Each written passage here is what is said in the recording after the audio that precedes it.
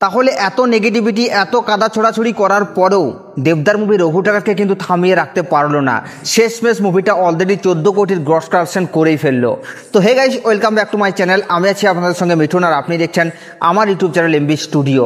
তো আজকে আমরা কথা বলবো রঘু ডাকাত মুভির টোটাল 17 দিনের গ্রস বক্স অফিস কালেকশনকে নিয়ে।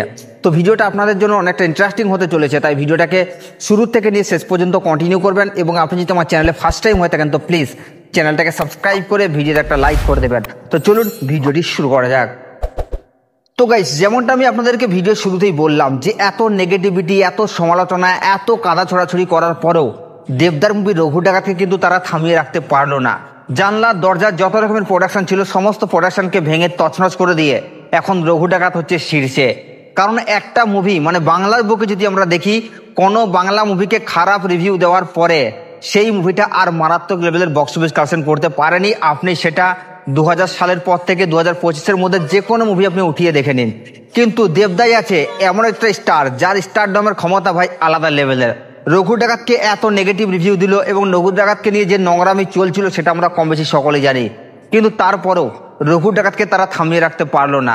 শেষমেশ মুভিটা এখনো পর্যন্ত যে হারে বক্স অফিস কালেকশন করছে বা বুকমাই শোতে মুভিটা এখনো পর্যন্ত যে হারে টিকিট সেল করছে, সেটা আমার মনে হয় নতুন বাংলা ছবি যেগুলো রিলিজ হচ্ছে সেগুলো এত টাকা অনলাইনে টিকিট সেল করতে পারছে না।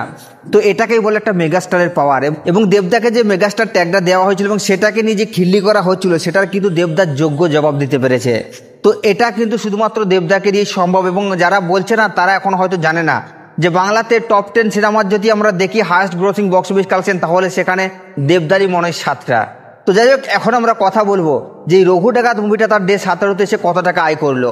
তো গাইস, আপনাদেরকে জানিয়ে দিই রঘু ডাকাত মুভিটা তার ডে 17-তে এসে বক্স অফিস কালেকশন করেছে প্রায় 22 লক্ষ টাকার মতো। এবং টোটাল 17 দিনের মুভিটা গ্রস বক্স অফিস কালেকশন করছে 14 কোটি 70 লক্ষ টাকা।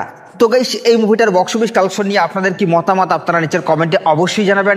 এবং আপনি যদি এই মুভিটা দেখেছেন তাহলে আপনার কেমন লেগেছে সেটাও কিন্তু আপনি নিচের কমেন্টে জানাতে ভুলবেন না, কারণ আপনাদের মতামত জানা আমাদের জন্য অবশ্যই জরুরি। আরে সাবস্ক্রাইব করে দাও নেক্সট ভিডিওর জন্য।